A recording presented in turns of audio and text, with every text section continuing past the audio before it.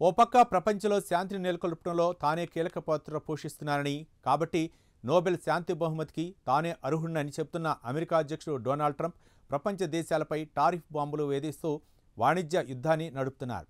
మొన్నటి వరకు డైరెక్ట్గా, ఇండైరెక్ట్గా భారత్ను టార్గెట్ చేసిన ట్రంప్ ఇప్పుడు డ్రాగన్ కంట్రీపై సుంకాల అస్త్రాలను సంధించారు.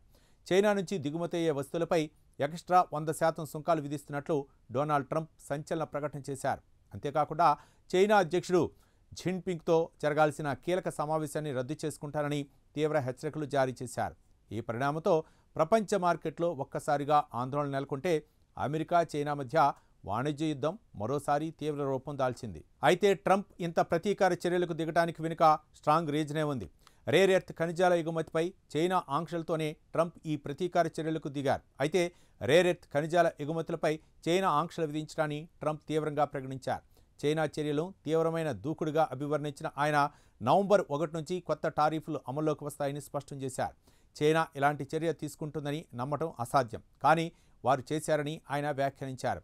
ఇక కేవలం టారిఫ్లే కాకుండా అమెరికా నుంచి చైనాకు ఎగుమతి చేసే అన్ని రకాల కీలక సాఫ్ట్వేర్లపై కూడా నియంత్రణలు విధిస్తున్నట్లు ఆయన ట్రూత్ సోషల్ ఖాతాలో వెల్లడించారు డొనాల్డ్ ట్రంప్. అయితే ఈ నెలాఖరులో దక్షిణ కొరియాలో జరగనున్న ఆసియా పసిఫిక్ ఎకనామిక్ కోఆపరేషన్ సదస్సులో షీ జిన్పింగ్తో తాను సమావేశం కావట్లేదని కూడా డొనాల్డ్ ట్రంప్ వెల్లడించారు.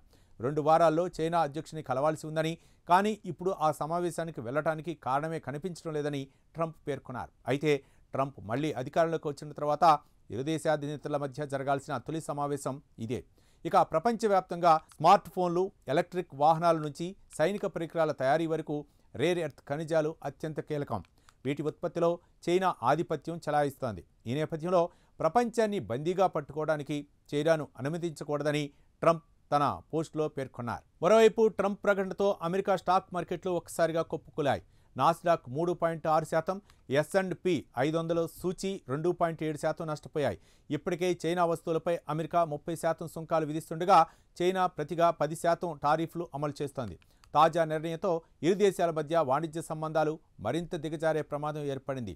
ట్రంప్ తాజా సుంకాలపై చైనా ఇంకా స్పందించకపోయినప్పటికీ ఈ చర్యలు ఇరు దేశాల మధ్య గత కొంతకాలంగా ఉన్న సున్నితమైన శాంతి ఒప్పందాన్ని ఉల్లంఘించాయి.